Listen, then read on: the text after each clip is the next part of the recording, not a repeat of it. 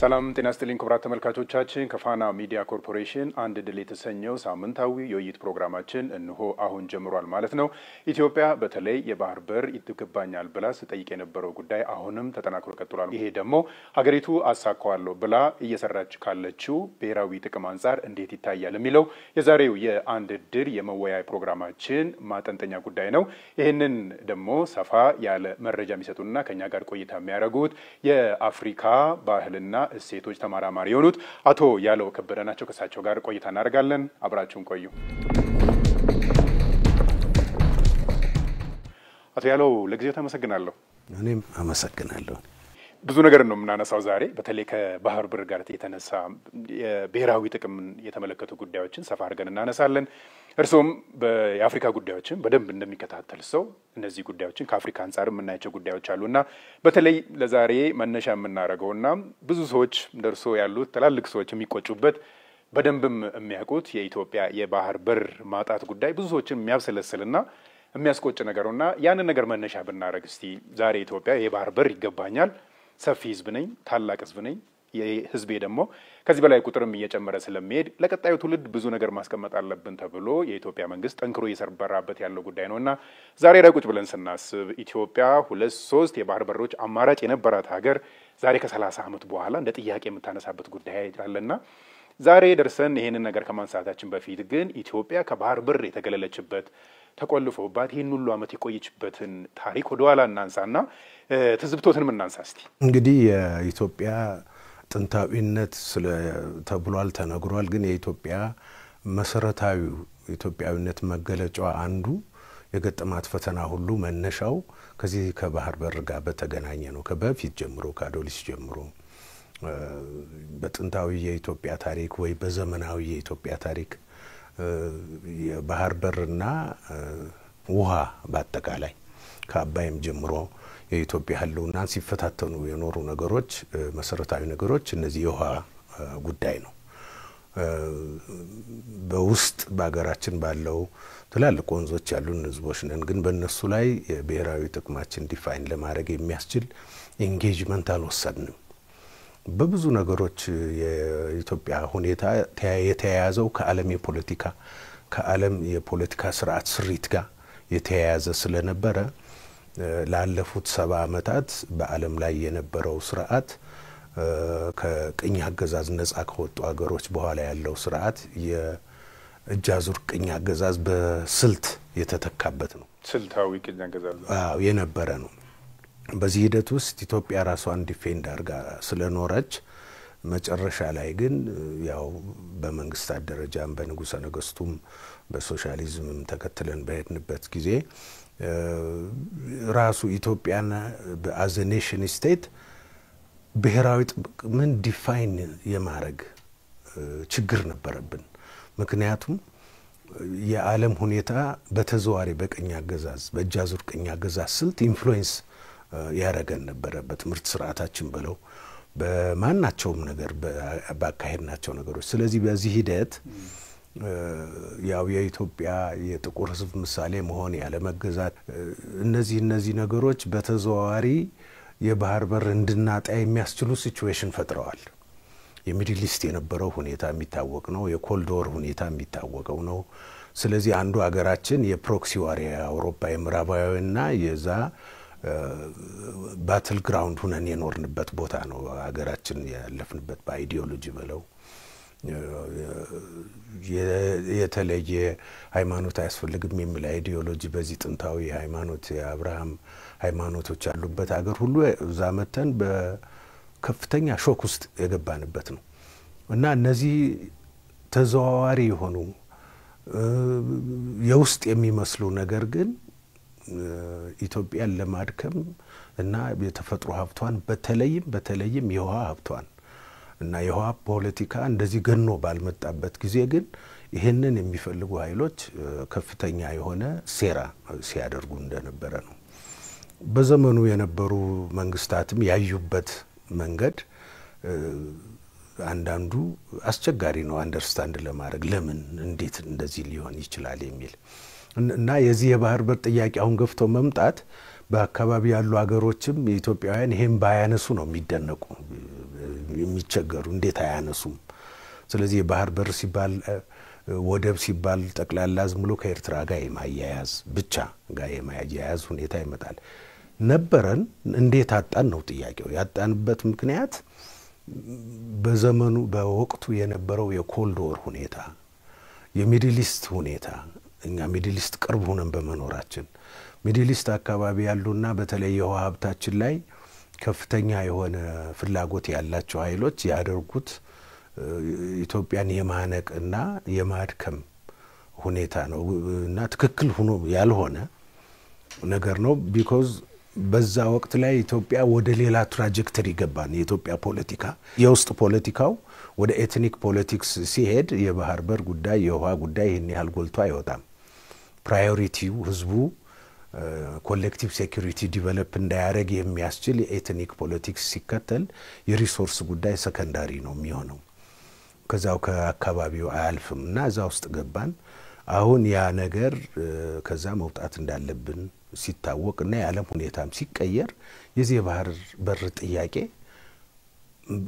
መምጣቱ ጎልቶ መታየቱ በጣም ተገቢና ትክክለኛ ነው ይሄም ደግሞ በሰላማዊ መንገድ ማድረግ እንደሚቻል አሁን ያለው የዓለም ቁመና ያረጋግጠው ነው ስለዚህ የባህር በር ጉዳይ ለኢትዮጵያ በጣም ወሳኝ ነው ኢትዮጵያ ታሪኳም ከባህር በር ውጪ ሊሆን አይችልም ትንሽ ጊዜ ነው ከባህር በር ውጪ የኖር ነው ስለዚህ የባህር በር ጉዳይ በኢንዲያን ኦሽን በቀይ ባህር በእነዚህ አካባቢዎች ብቻ አንዱ ብቻ ዝም ብሎ ወደ ጦርነት የሚገፋፋ የተለያዩ ኃይሎች ሌላ ነገር ለማድረግ የሚያደርጉት እንጂ ይሄ ተገቢ ጥያቄ ነው በቀይ ባህር አካባቢ በጎረቤት ሀገር ያሉት እነ ኤርትራ እነ ጅቡቲ እነ ሶማሊያም ኢትዮጵያውያን ይሄን ማንሳታቸውን አለማንሳታቸው ነበር እንጂ የሚገርማቸው ማንሳታቸው ራሱ ተገቢ ነው ብለው እንደሚያምኑ ነው በትብብር መንፈስ የባህር በራችን ሴኩር ማድረግ እንደምንችል እኔ ይሰማኛል ወደ ኋላ ለመልሶትና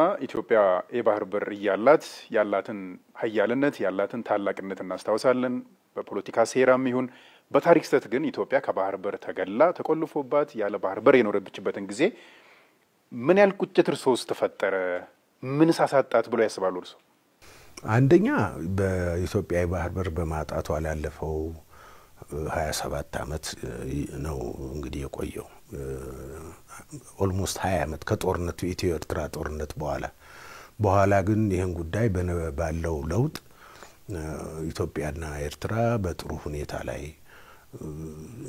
ያው ሰላም ተፈጠረ ይሄ ሰላም ደግሞ በዓለም አቀፉ ህብረተሰብ ደግሞ ይሁንታ አገኘ በኢትዮጵያውያን በኤርትራውያን በኩል ደግሞ እንደዚህ ምንም ጥያቄ የሌለው ህዝቡ ለሰላም ቆርጦ እንደተነሳ ታየ በዚህ ሂደት በአደባባይ ጠቅላይ ሚኒስትሩም እኔና እሳቸውና ኢትዮጵያና ኤርትራ አሰብን እንደሚካፈሉ በአደባባይ ተነገረ ይሄ ሁሉ ነገር ምንድነው ይሄ የሚያሳየው የነበረው ሁኔታ በምንም መልኩ ቢሆን ትክክል እንዳልነበረ የሚያረጋግጥ ነው በኤርትራ መንግስትም ቢሆን በኢትዮጵያ መንግስትም ቢሆን በፊት የነበረው ሂደት ኢትዮጵያን ከባህር በር ነጥሎ መኖር የጎረቤት ሀገሮች ችግር ውስጥ ነው የሚወድቁት ምክንያቱም የኢትዮጵያ የባህር በር መረጋገጥ ለጎረቤት ሀገሮች ስጋት አይሆንም አብሮ የማደግ ትልቅ አቅም ኢኮኖሚ አቅም ያላት ሀገር ናት አብሮ በማደግ የምታመን ሀገር ናት ተአማኝነቱ በህዝብ ደረጃ የተረጋገጠባት ሀገር ናት በዓለም ደረጃም ስለዚህ የባህር በር አለማግኘት ነው ለአካባቢው ስጋት የሚፈጥረው ስለዚህ ይሄ በመሆኑና አሁን ያለው አመራር የባህር በር ኢትዮጵያን ግን ምን አሳጣት ብለው ያስባሉ እርሶ በብዙ ነገር በኢኮኖሚ በጣም ከፍተኛ የሆነ ወጪ ነው የምንከፍለው እንደሚታወቀው በባህር በር አለመኖር መርከቦቻችን ራሳቸው እኮ በተለያየ ሀገር ነው እየዞሩ ያሉት ስደተኛው ነው አዎ ስለዚህ ለመርከቦቻችን እድሳትም ሆነ ማንኛውም ከ36 ከ32 በላይ መርከቦች ነው ያሉን እና በዓለም ኦሽን ላይ ነው ያሉት ስለዚህ ይሄ ራሱ እነሱን ለማሳደስ እነሱን አስፈላጊውን ለነሱ የሚደረገው ነገር ለማድረግ ራሱ በሌሎች ሀገሮች በኢኮኖሚ ተከፍሎ ነው እሱ ብቻ አይደለም አሁን አፍሪካን በሙሉ የሚያገናኝ የአፍሪካ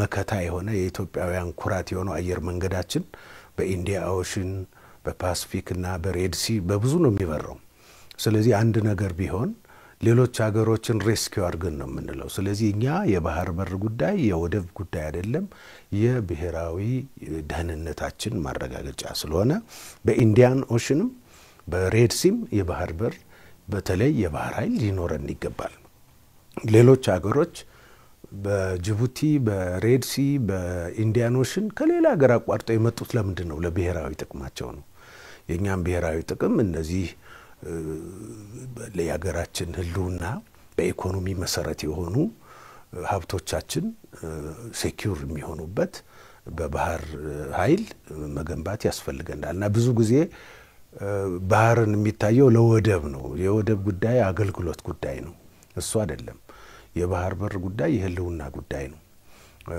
እንደምታወቀው አውሮፓውያን አድገው ጨርሰዋል ኤዥያን አድገዋል the next growth frontier is Africa ስለዚህ በዚህ እነኚህ ትላልቅ አገሮች አፍሪካ ዙሪያ ያሉ የከበቡና የባህር ኃይል እየመሰረቱ ያሉ ብሔራዊ ጥቅማቸውን ለማረጋገጥ ነው እና ዋናው ነገር ብሔራዊ ጥቅምን ምንድነው ነው የኢትዮጵያ ምናወራው አገሮች የራሳቸው ብሔራዊ ጥቅም አላቸው ኮንቲኔንቶች የጋራ ማህበር አቋቁመው የራሳቸው የናሽናል ሴኩሪቲ ስትራቴጂ አላቸው ኢትዮጵያ ግን ምንድነው ብሔራዊ ጥቅሟ አሁን ቱዴይ ዛሬ ያለው የኢትዮጵያ ብሔራዊ ጥቅም ምንድነው ያለፍንበትን ፕሮሰስ በሙሉ ማየት ይገባናል እንግዲህ ኢትዮጵያ ያላለፈችበት ስርዓት የለም የንጉስ ስርዓት አልፋለች የወታደር ስርዓት አልፋለች የኮሙኒስት ስርዓት አልፋለች የኤትኒክ ስርዓት ስንት ያንገዳገደ ያለ ነው ስለዚህ በአለም ላይ ያሉ የስርዓት ያገዛዝ አይነቶችን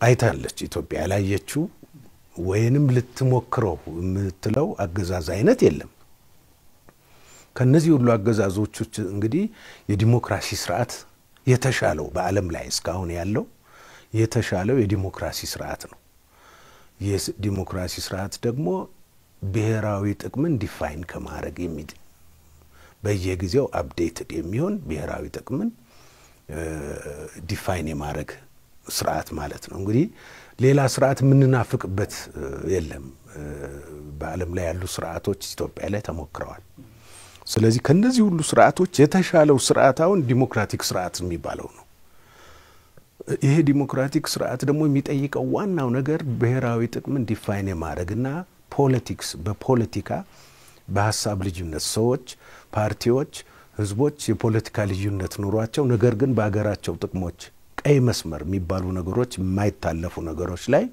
መሰረት ያደረገ ስርዓት ነው ዲሞክራቲክ ስርዓት እና የኛ ቀይ መስመር ምንድነው ነው አሁን እኛ የተለያየ ሀገር የራሱ ብሔራዊ ጥቅም አለው ለኢትዮጵያ ግን እነኚህ ስርዓቶች ስናልፍ ብሔራዊ ጥቅም ለሆነ ያስጠበቅናቸው ነገሮች ውስጥ አንዱ ሉዝ ያረግነው የባህር በር ጉዳይ ነው እኛም እናረጋው የነበር ኤርትራ አትገነጠልም ፓርት ኦፍ ኢትዮጵያ ናት ነው እንጂ ከሆነ ደግሞ ባህር በር ያስፈልገናል የሚል አጀንዳ አልነበረም አንዱ ይሄ ነው እንግዲህ ትልቁ ችግር ለምን ኤርትራ ትገነጠላለች ነበር ያው ሁሉ ጦርነት አይደል እንጂ ኦኬ ከተገነጠለች ደግሞ ያንን የወሰኑ ሰዎች ኤርትራም የቅኝ ግዛት ጥያቄ ነው ብለው በወቅቱ ስርዓት ኢትዮጵያ ስርዓት ላይ የመጡ ሰዎች ያዩበት ነገር ግራም ያጋባ ነው እስካሁን መልስ ማግኘት አይቻልም ምን ማለት ነው የሚለው ግን ወቅቱን ጠይቆ መጥቷል አሁን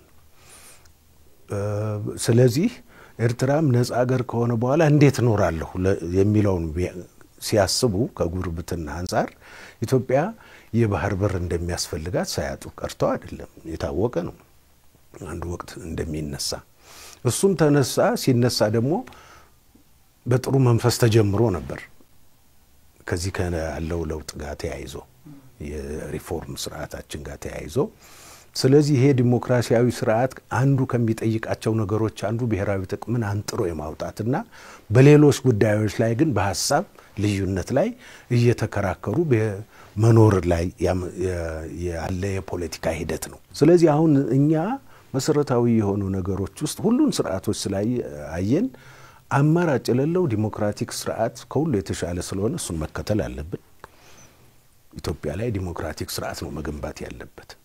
ያ አይነት ዲሞክራሲ ደግሞ ምን አይነት ዲሞክራሲ ነው የሚለው ላይ ደግሞ ብሔራዊ ጥቅምን ለብቻ ነጥሎ ያወጣ፣ በሌሎች ጉዳዮች ላይ ግን በፓርቲ ፖለቲካ ኢንጌጅ ያረጉ የሚሄድ ጉዳይ። እነዚህ ካነሳና ይቀር እንግዲህ ኢትዮጵያ ከባህር በር ከተገለለች በኋላ እንደዚህ መቀጠል የለባትም። የኢትዮጵያ እድገት ይቀጥላል፣ የህዝቦቿ ቁጥርም ይቀጥላል። እቺ ሀገር ደግሞ እንደዚህ ከቀጠለች ማግኘት አለባት ተብሎ ጥያቄ ተነስቶ ብዙ ጉርምርምታዎች ነበሩ። ከዛም በኋላ ከሶማሌላንድ ጋር የተደረገ ስምምነት ነበር። ያ በጣም ተስፋ የተጣለበት ነበርና ከዛ ጋር ተነስቶ ነው እንግዲህ ከሶማሊያ መንግስት ጋር የነበሩ ሰጣ ገባዎች ነበሩ፣ የፖለቲካ ውጥረቶች ነበሩና ኢትዮጵያ ያን ውጥረት ለማርገብ የሄደችበት ብስለት የተሞላበት የዲፕሎማሲ አካሄድስ እንዴት ገመገሙት? እንዴት አዩት? ሁለት ነገር ነው። አንደኛ የዲፕሎማሲ አካሄዳችን ብሔራዊ ጥቅምን በንግግር በሰጥቶ መቀበል ነገር ላይ ብቻ ያተኮረ እንዲሆን ያደረገ አካሄድ ነው ዲፕሎማሲ። አንደኛ የኢትዮጵያ የውጭ ፖሊሲ ጎረቤት ተኮር ነው። አንኳር ኮር ቫልዩ ጎረቤት ላይ መስራት ጉዳይ ነው። በዚህ ሂደት ውስጥ ኢትዮጵያ ብሔራዊ ጥቅሟን የሚነሱ የሚያስጠብቁ የባህር በር ጉዳይ አንስታለች ለጎረቤት ሀገሮች። ይህን ጥያቄ ስታነሳ የተለያዩ ኃይሎች ግን በተለያየ ትርጓሜ ውስጥ አድርገው አገሪቱን ወደ አልተፈለገ ነገር ውስጥ ለመክተት ብዙ ነገር የተሞከራለ። ሆኖም ግን አንደኛ ጥያቄው ለምን ተነሳ? ጥያቄው ታስቦበት የተነሳ የኢትዮጵያ ህልውና ከባህር በር ጋር የተገናኘ መሆኑን የተገነዘበ ዓለም አቀፋዊ ሂደት በመሆኑ ኢትዮጵያ ያነሳችው ጥያቄ ትክክለኛነቱን በመታወቁ ኢትዮጵያም ደግሞ እውነት ስለሄደች ብቻ ጉዳዩ በሰላማዊ መንገድ የተነሳ በመሆኑ ሶማሌላንድን ሌላ ሀገር ትሁን እንደዚህ የሚል ነገር የለም። ቴክኒካሊ ሶማሌላንድ እኮ ራሱን የቻለ ሀገር ነው። አገሮች ሁሉ እኮ ኤምባሲ ከፍተውበት የሚሰሩበት ሀገር ነው። ያ ኢሹ ግን ዋናውን ሜንላንድ ሶማሊያ ከፍተኛ የሆነ ችግር ወቅጠረ። ሌሎች ኃይሎች ደግሞ በቀይ ባህር አካባቢ ባለቤቶች ነን የሚሉ ኃይሎች ደግሞ የጋራ የሶስትዮሽ ጥያቄው በመነሳቱ ብቻ ጋንግ አፓረጉ እና ከፍተኛ ችግር ኢትዮጵያ ላይ ለመፍጠር ሞከሩ። ኢትዮጵያ በዛ ጉዳይ ላይ ሳትሸበር የያዘችው እውነት ላይ በማተኮር ብቻ ጉዳዩ እንዲቀጥልና የኢትዮጵያ የባህር በር ጥያቄ በዓለም አቀፍ ደረጃ ትኩረት እንዲያገኝና ትክክለኛ ጥያቄ፣ ህጋዊ ጥያቄ፣ በሰላማዊ መንገድ የሚከናወን ጥያቄ መሆኑ እየተገነዘቡ ስለመጡ በአሁን ባለው ሁኔታ በሌሎች በጎረቤት ሀገሮች ሸምጋይነት ስምምነት ተፈጽሞ በጥሩ ሂደት ላይ ነው ያለው። በዚህ ሂደት ላይ ግን ይሄ ያየነው ነገር ምንድነው? ውስጣዊ ኢትዮጵያውያንም ብሔራዊ ጥቅምን ኮንፊውዝ አድርጎ የመውሰድ የኢትዮጵያን ብሔራዊ ጥቅም በወቅታዊ ፖለቲካ ብቻ ለማየት መሞከርና ብዙ የትዝብት ሂደቶችን የምናልፍበት ነው ሂደት ነውና ብሔራዊ ጥቅምን ለመለየት የሚያስችል አቅም አሁን በአገራችን ውስጥ ስር እየሰደደ ብሔራዊ ጥቅምን መለየት መቻል በወቅታዊ የኢትዮጵያ ወቅታዊ ብሔራዊ ጥቅም ምን እንደሆነ በማህበረሰባችን ውስጥ ሐሳቡ እየተብላላና እየነጠረ እየወጣ ነው። ያ ሂደት ይሄን ነው ያስተማረ ያሳየ። ስለዚህ የኢትዮጵያ ብሔራዊ ጥቅም ዝም ብሎ ሬድ ሲ ላይ ብቻ አይደለም ያለው፣ ኢንዲያን ኦሽን ላይ ያለ ሌሎች ሀገሮች የትም ሀገር አቋርጠው በፓሲፊክ ኔቪ የሚያስቀምጡበት ምክንያት ምንድነው? ስለዚህ ኢትዮጵያ በዚህ በምስራቅ አፍሪካ ውስጥ በማንኛውም መልኩ በከፍተኛ በሪሶርስ ደረጃ፣ በህዝብ ደረጃ፣ በዘመናዊ የመንግስት ስርዓት ደረጃ፣ በሁሉም ደረጃ ከፍተኛ የሆነ ተጽዕኖ ፈጣሪ አገር መሆኗን ማንም ያውቃል። የአፍሪካ ዩኒየን መቀመጫ ናት። የዓለም አቀፍ ድርጅቶችን ማዕከል ናት። ኢትዮጵያ የሰላም እና ለሰላም ያሳለፈችው ጉዳይ የውስጥ ጉዳዩዋ ካልሆነ በስተቀር በጎረቤት ሀገር ላይ ችግር ፈጥራ ማታውቅ ሀገር መሆኗ የተረጋገጠ ነው። ይሄም ጥያቄ ማንሳቱ በሰላማዊ መንገድ በህጋዊ መንገድ ተብሎ ስለተነሳ እንደ ጠባጫሪነት እንደ ወራሪነት የሚወሰድበት የተምታታ አስተሳሰብ ሆን ተብሎ የሚደረግ የኢትዮጵያ ዛ ባህር በር አካባቢ እንዳትደርስ የሚፈልጉ ኃይሎች የሚያደርጉት ነው። እሷ ደግሞ ኢትዮጵያ ደግሞ በዚህ ሂደት ውስጥ የነበራትን ነው ክሌም ያደረገች በዘመናዊ እና በሰለጠነ መንገድ ነው አገኘዋለሁ የሚል ያላትና ይሄ ወቅታዊ ጥያቄ ነው። በተለይ ከፖለቲካ ልዩነት የጸዳ አመለካከት ይዞ መሄድ አስፈላጊ ነው ወቅቱ የሚጠይቀው። ኢትዮጵያ እንግዲህ የዛሬ 30 ዓመት ወደ ኋላ ስንመለስ ባህር በር የነበራት በታሪክ ስህተት የተገፋች ሌሎች ሀገራት ደግሞ ምንም ከባህር በር ጋር ግንኙነት የሌላቸው የመሬት አቀማመጣቸው ተፈጥሯቸውን ከባህር በር ጋር ምንም ነገር የማይገናኝ ሀገራት አሁን ባለንበት አንደኛው ክፍለ ዘመን ዓለም አቀፉን ሕግ በመከተል ሰጥቶ በመቀበል ከጎረቤት ጋር በመስማማት የባህር በር ባለቤት ሆኗል። ኢትዮጵያ ደግሞ ትላንት የነበራትን ሀገር እየጠየቀችው ነው ያለችውና የኢትዮጵያ ጥያቄ ሲነሳ ይሄ ሁሉ መንጫጫት ከምን የመነጨ ነው? ኢትዮጵያስ ከዚህ አንፃር ከዓለም አቀፉ ሕግ አንፃርስ የማግኘት እድሏ እንዴት ያዩታል እርሱ?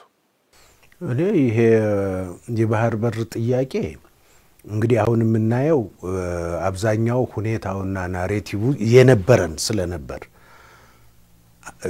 ኤርትራም ፓርት ኦፍ ኢትዮጵያ የኤርትራ የኢትዮጵያ አካል ነበረች።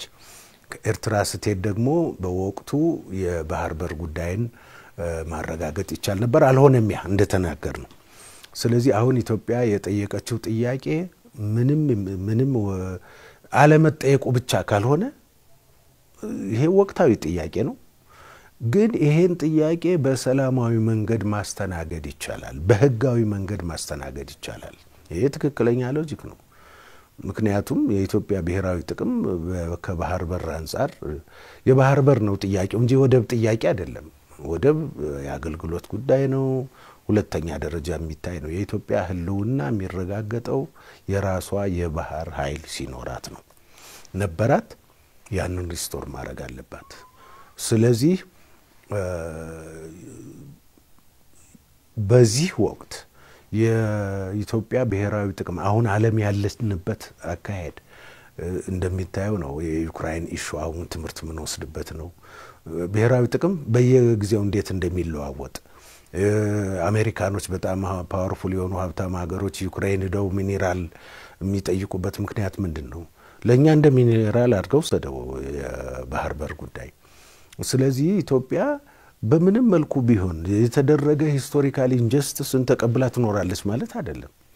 ግን በሰላም ማድረግ ይቻላል ዋናው ጥያቄው። ምንም በኃይል ማንም በኃይል ተጠቃሚ የሚሆን ነገር የለም። ይሄ ጉዳይ የባህር በር ጉዳይ አዲስ አይደለም። የኢትዮጵያ ብሔራዊ ጥቅም ነው። ለሌሎች ጎረቤት ሀገሮችም ጅቡቲ ለነዚህ ለጀርመን፣ ለፈረንሳይ፣ ለጃፓን በሙሉ ባህር ኔቪ ያላቸው ጅቡቲ ላይ ባህር ኃይል አላቸው። ሶማሌ ላይ እንደዚሁ እነ አፍጋኒስታን ማነው እነ አርጀንቲና ሶማሌ እንትን መተው ፊሽንግ የሚያደርጉበት ነገር አለ። የፊሽንግ ጉዳይ ራሱ ወሳኝ ነው ለኛ። ኢንዲያን ኦሽን ላይ እየተነጋገሩ መስራት ትችላለህ በዚህ ስለዚህ የኢትዮጵያ ጉዳይ ሲሆን ስለምን ይሄ ነው የኢትዮጵያ ጉዳይ ሲሆን ግን የመንጫጫት አለ። ሁለተኛ ያው ከውሃ ፖለቲካ ጋር የተገናኘ ነው ብዬ ነው እኔ የማምነው። ግን በዓለም አቀፉ ሕግ ቅድም እርሶ እንዳነሱትም እኔም የተወሰነ ከመረጃም እንደምናገኘው ሀገራት አሉ። ኢትዮጵያ 50-60 ኪሎ ሜትር ርቃ ነው ያለችው። ብዙ ኪሎ ሜትር መጥቶ የሚያገኙ አሉ። እነሱን እንተዋቸውና ምንም ግን ከባህር በር ጋር ንክኪ የሌላቸው በተፈጥሮም በመሬት አቀማመጣቸውም ጭምር የባህር በር ያሌላቸው እርሶ ባነሱትም በዓለም አቀፍ ሕጉም ካገኙ ኢትዮጵያስ ከዓለም አቀፉ ሕግ አንፃር የማግኘት እድሏ እንዴት ያዩታል? እንዴ ካልጠየቅ እንዴት ታገኛለህ? መጠየቅ እኮ አለበት ይሄ ጥያቄ። የባህር በር ጉዳይ እኮ ሰው በውስጥ ዝም ብሎ በግሉ እንጂ በመንግስት ደረጃ አርቲኩሌት አድርጎ የሀገሪቱ ህልውና ጋር የተያያዘ ነው ብሎ ተብሎ መጠየቅ አለበት። ስለዚህ እስካሁን የኢትዮጵያ መንግስት አሁን ያለው ምንም ወደ ኋላ ያለ ማወላወል ኢትዮጵያ የባህር በር ጉዳይ ማግኘት አለ። በህጋዊም በጂኦፖለቲክስም በማንኛውም መልኩ ቢታይ የባህር በር ማግኘት አለባት የሚል በመንግስት ደረጃ በአደባባይ ተጠይቋል። ሳይጠየቅ ግን እነሱ ሊሰጡና አይችሉም። እነዚህ ጥያቄዎችን ግን አለመጠየቅ ነው ነውር የሚሆነው። አሁን ያለው መንግስት ጠይቋል። በሰላማዊ መንገድ ለማግኘት አለብኝ፣ በህጋዊ መንገድ ማግኘት አለብኝ ብሎ ጠይቋል። ይሄ ጥያቄ ሲመጣ ብዙ መንጫጫት አለ። ማን ነው የሚንጫጫው? ማን ነው ይሄን ጉዳይ ስለተነሳ ያደረገው? ካሁን በፊት እንደዚህ ተጠይቆ አያውቅም፣ በመንግስት ደረጃ ማለት ነው። የባህር በራችን ካጣን በኋላ በመንግስት ደረጃ እንደዚህ ቁጭ አድርጎ በሰላማዊ መንገድ ማግኘት እንፈልጋለን፣ ይሄ ብሔራዊ ጥቅማችን ነው ብሎ አልተጠየቀም። አሁን ተጠይቋል። ያን ጥያቄ ግን ማስተናገድ የዓለም አቀፍ ሕግ እንደሚያስተናግደን ምንም ጥያቄ የለውም። በሰላማዊ መንገድ ማግኘት እንደሚቻል ምንም ጥያቄ የለውም። በዛ አካባቢ ያሉ ሀገሮች ለተለያዩ ሀገሮች የባህር ኃይል ቦታ ሰጥተዋል። የኛ የተለየ የሚሆንበት ነገር የለም። እኛ አሰብ ብቻ አይደለም ጥያቄያችን፣ ሬድሲ ሶማሌ ላይም የኔቪ እንትን ያስፈልገናል ለጥቅማችን። ስለዚህ አሁን ጥያቄው ተጠይቋል።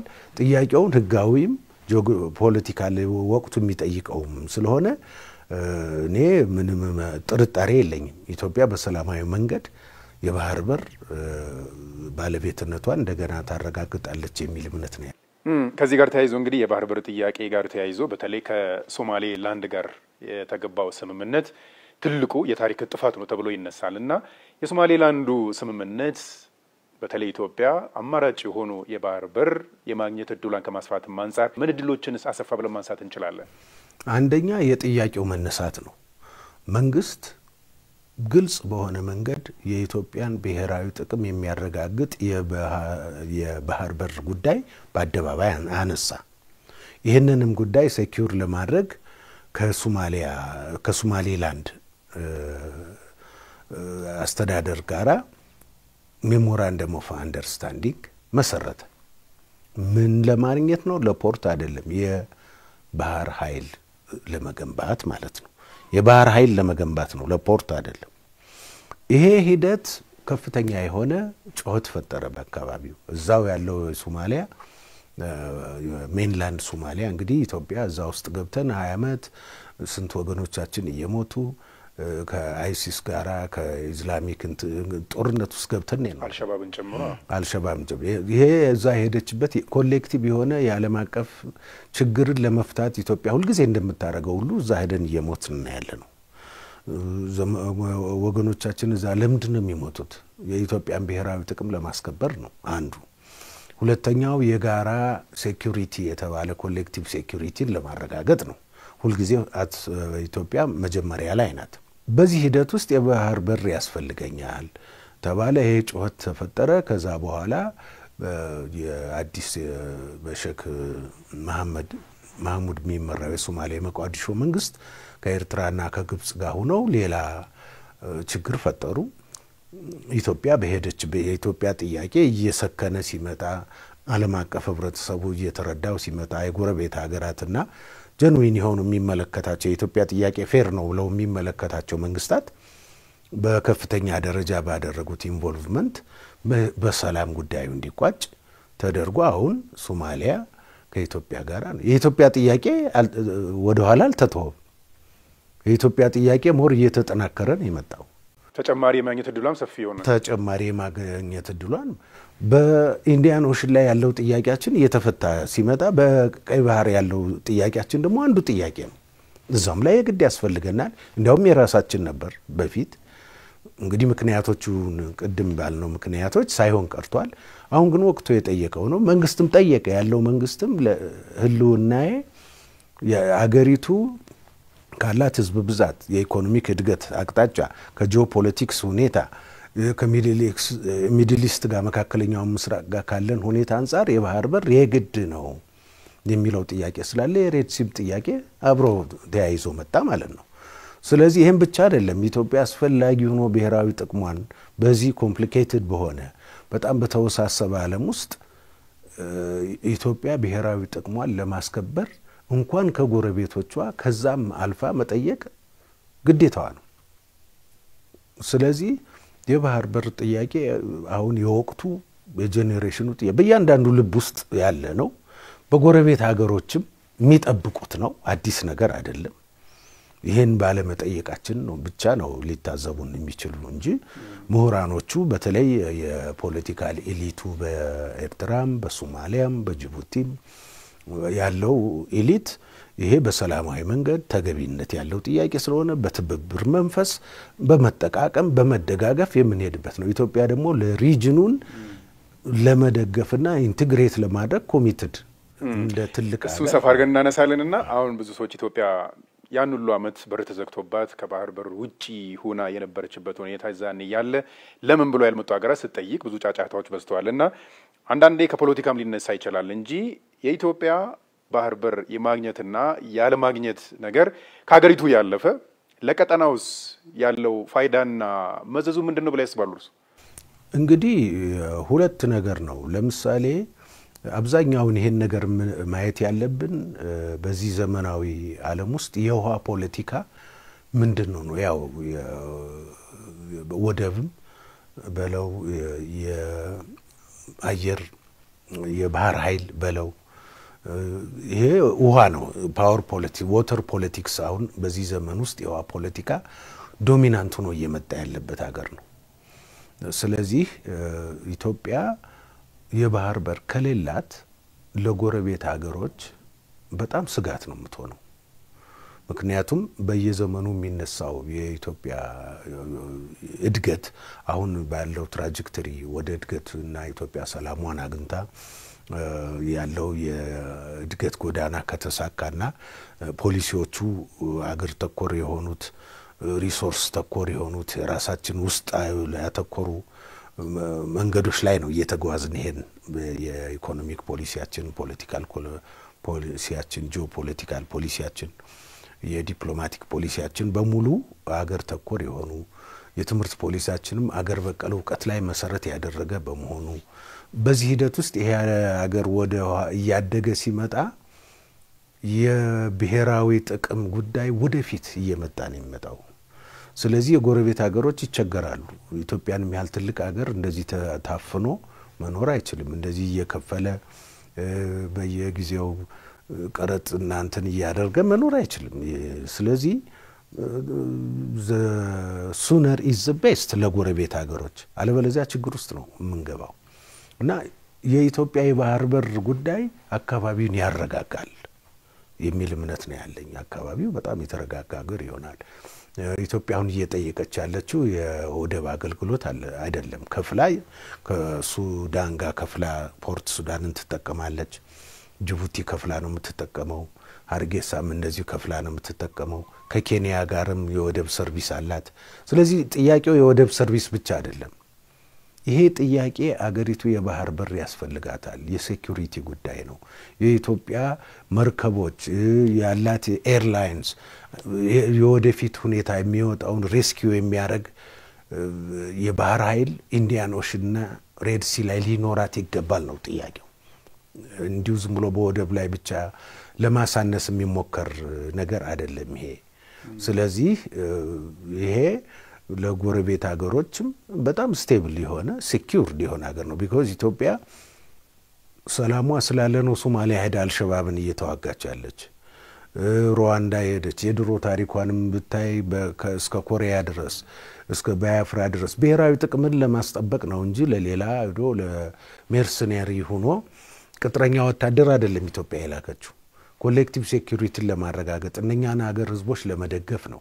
ይሄ በሌላው ሳይድ ደግሞ በአፍሪካ ውስጥ የአፍሪካ መመኪያ የነጻነት ሀገር የዓለም ጥቁር ህዝብ በሙሉ እንደ ጁዌል እንደ ወርቅ የሚያያት ሀገር እሴቷን ሀገር ለዛ ሀገር ደግሞ ዝም ብሎ በወሬ ሳይሆን በደም በመክፈልም ነው። በሩዋንዳ፣ በቡሩንዲ፣ በናይጄሪያ፣ በኮሪያ፣ በሶማሊያ ኢትዮጵያ ፒስ ኪፒንግ ፎርስ የሰላም ኃይል መሆኗ የተረጋገጠበት ነው። ይሄን ለምን ታረጋለች ነው? አንደኛ በተግባር መኖር አለባት ለጥቁር ህዝብ የቆመች ነጻ ሀገር በመሆኑ፣ ሁለተኛ ብሔራዊ ጥቅሟን ለማረጋገጥ ነው፣ ሶስተኛ ያ የዲፕሎማቲክ ሊቨሬጇን ወደ ላይ ያሳድግላታል። ስለዚህ እነዚህ ኢንተርትዊንድ የሆኑ ነገሮች ናቸው። ግን ዋናው አንጥሮ ማየት አሁን የኢትዮጵያ ብሔራዊ ጥቅም ሬድ ላይን መሆን ያለባቸው ነገሮች ላይ እሱ ጎልቶ በዚህ በናሽናል ምክክር መድረኩ ላይ እንዲወጣ የማድረግ አሁን ብሔራዊ ምክክር መድረክ ዋናው የምንጠብቀው ይሄንን ብሔራዊ ጥቅም ለኢትዮጵያ የሚመቻትን አሁን በዚህ ዘመን ያላትን ብሔራዊ ጥቅም አንጥሮ አውጥቶ ቀይ መስመር አበጅቶ ከዛ ውጭ ያለው ሜዳ ግን የፖለቲካ መጫወቻ የሐሳብ ገበያ እንዲሆን ለማድረግ የሚያስችል ነው። ስለዚህ ይሄም አንዱ መገለጫ ነው። በዓለም የፖለቲካ አሰላለፍ እንግዲህ ወሳኝ የተባሉ ፈላጭ ቆራጭ የሚባሉ ትልልቅ ሀገራት ተቋማት ይኖራሉና የነሱ ውሳኔ የዓለምን የፖለቲካ አሰላለፍ የዓለምን አጠቃላይ እንቅስቃሴዎች ምን ያህል ወሳኝ እንደሆነ እናውቃለንና ኢትዮጵያ ይሄንን የባህር በር ጥያቄ ፍላጎቶቿን ለማሳካት ጎረቤቶቿን ከአካባቢዎቿ ከማሰባሰብ አንፃር የዓለም አቀፉን ማህበረሰብ ከጎኗ ከማቆም አንፃር ምን ያህል አካሄድ ብትሄድ ነው ሊያግዟት የሚችሉት ብሎ ያስባሉ እርስዎ? አሁን የተያዘው መንገድ እኔ በእኔ እይታ ጥሩ መንገድ ነው። ኢትዮጵያውን ዲፕሎማቲክ የባህር በር ዲፕሎማሲ የባህር በር ጥያቄ ዲፕሎማሲ ላይ አተኩራ መስራት አለባት። የውሃ ዲፕሎማሲ ላይ አተኩራ መስራት አለባት። ሁለቱ ነገሮች ወሳኝ ናቸው።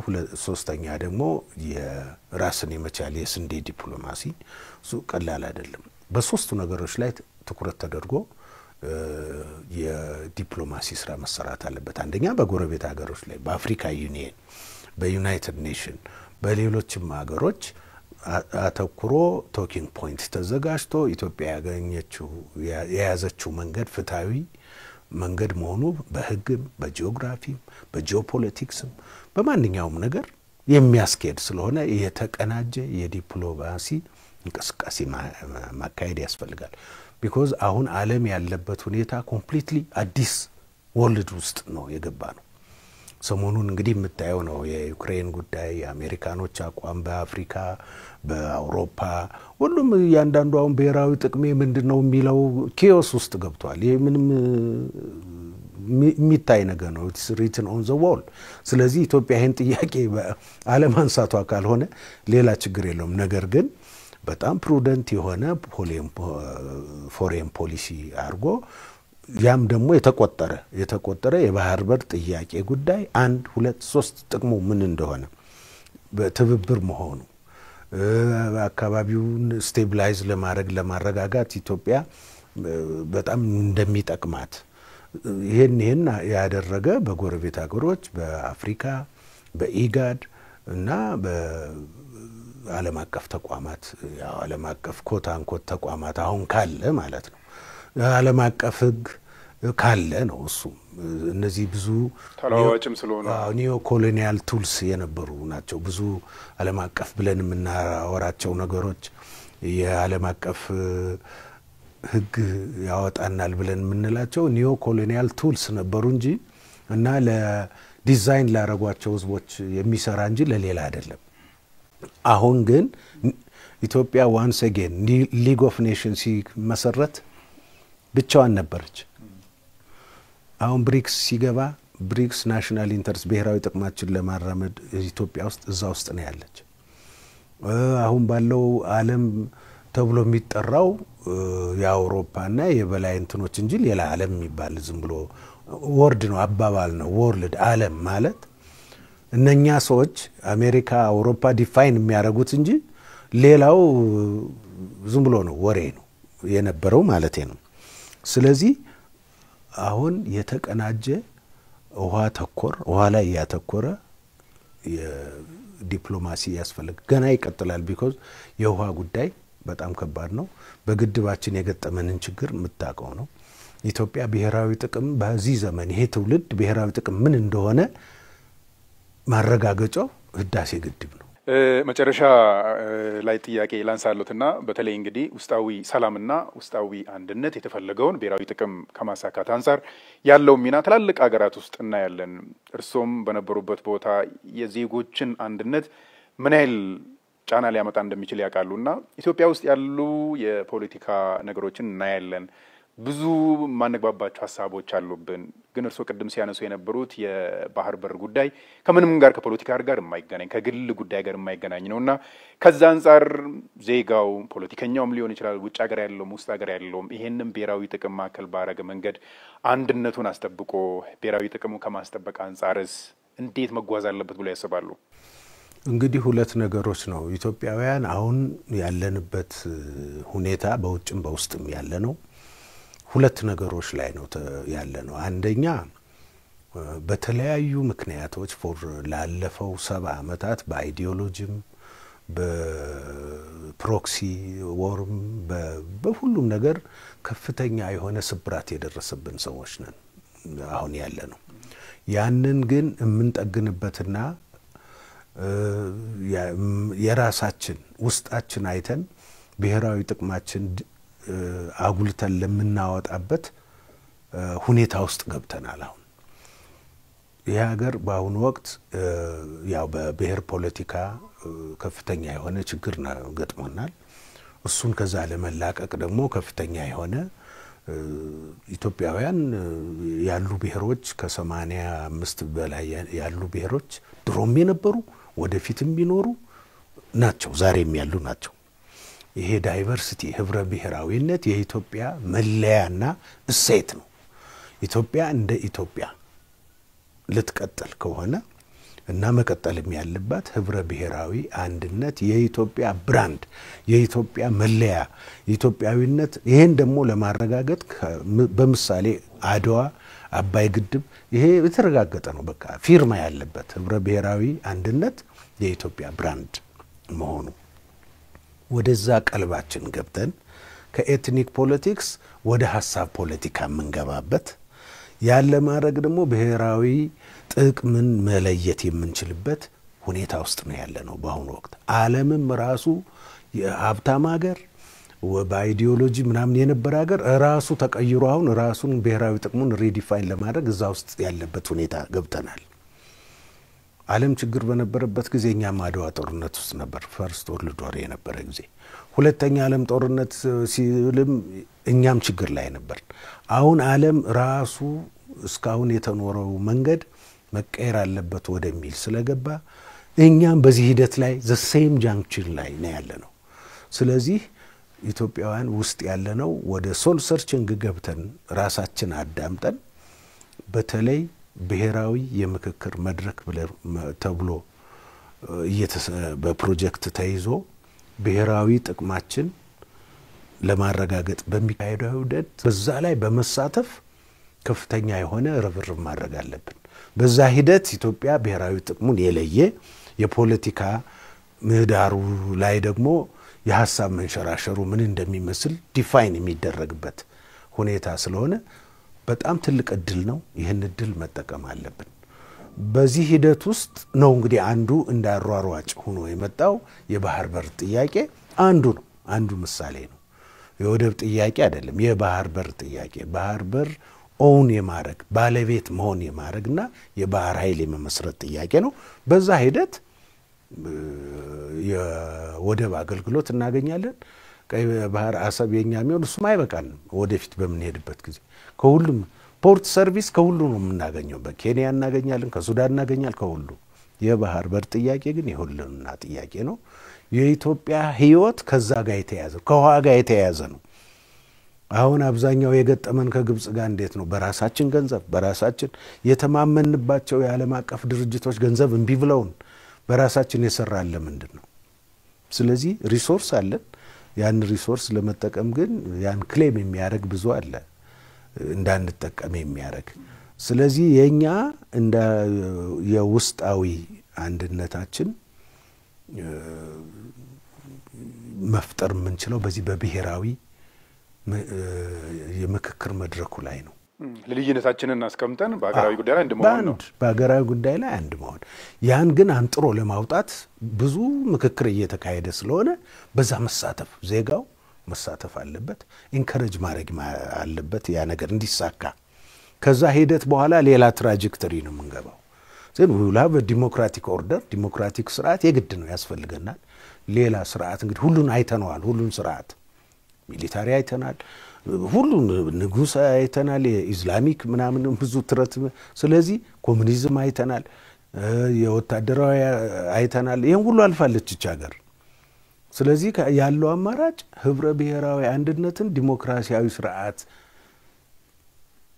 ካሉ ስርዓቶች የተሻለ ሌላ ስርዓት ስለሌለ እሱ ስለሆነ በዲሞክራሲያዊ ስርዓት ህብረ ብሔራዊ አንድነትን የተመሰረተ ህብረ ብሔራዊ አንድነት የኢትዮጵያውያን ብራንድ ሆኖ መሄድ ያለበት ነው አገር ተኮር ዕውቀት የተያዙ የዘጠኝ ትላልቅ መሰረታዊ ነገሮች አሉ አገር በቀል ዕውቀት ላይ ያተኮሩ እድገትን በአገራችን ሀብት በአገራችን ሪሶርስ ተጠቅመን ያለ የስንዴ በተለይ የግብርና እንግዲህ አንዱ ትልቁ ብሔራዊ ጥቅም ጎልቶ የሚወጣው አረንጓዴ አሸራና ራስን በመግብ የመቻል ነው በዚህ ጉዳይ ላይ የማይስማማ ሰው ይኖራል ብለህ ትገምታለህ ኢትዮጵያዊ ራስን መመገብ መቻል ለዛ የሚሆን ዕውቀት ሀብት ማሰባሰብ መቻል ሪሶርስን መጠቀም መቻል እነዚህ ሊያለያዩና አይችሉም እንደነዚህ አይነት ጉዳዮች በዚህ ምክክር መድረክ ላይ ይወጣሉ ማለት ነው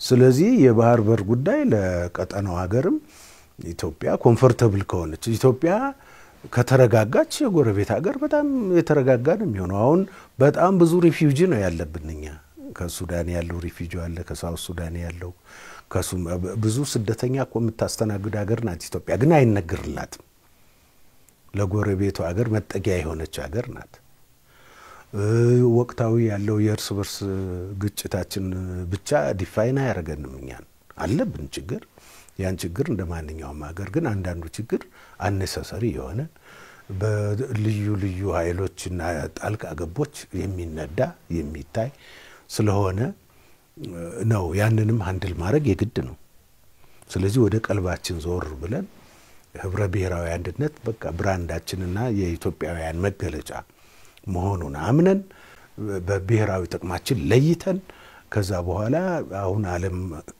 በዚህ በኤንጂኦ በእርዳታ ምናምን የሚለውን ታሪክ ተረስቶ ሪሶርሳችን በራሳችን ሀብት በራሳችን ጉልበት በራሳችን ዕውቀት የመጠቀምና ከጎረቤት ሀገሮች ጋር የመተባበር ሂደት ነው ይሄን ያለ ነው ይሄንን ዲፕሎማሲካሊ ደግሞ ሪባስት የሆነ በጣም በጣም አካባቢውና ጎረቤቱን ያተኮረና የነጠረ ዲፕሎማቲክ ኢንጌጅመንት ያስፈልገናል የሚል እምነት አለ በመጨረሻም አንድ ድል ስጦት አቶ ያለው ኢትዮጵያ በታሪክ ስተት ያጣችውን የባህር በር ጥያቄዋን ታሳካለች ብሎ ያስባሉ እርሶ እኔ በሙሉ በሙሉ እርግጠኛ ነኝ የጊዜ ጉዳይ ነው ጊዜው ደግሞ አሁን ነው አመሰግናለሁ ለጊዜት አመሰግናለሁ ክቡራን ተመልካቾቻችን ከፋና ሚዲያ ኮርፖሬሽን ወደ እናንተ ሲደርስ የነበረው የአንድ ድል ፕሮግራማችን በተለይ ደግሞ ኢትዮጵያ ያነሳች ያለችው የባህር በር ጥያቄ ከብሔራዊ ጥቅሙ አንፃር እንዴት ይታያል ይሄንን ከማሳካት አንፃርስ ከማን ምን ይጠበቃል በሚለው ጉዳይ ላይ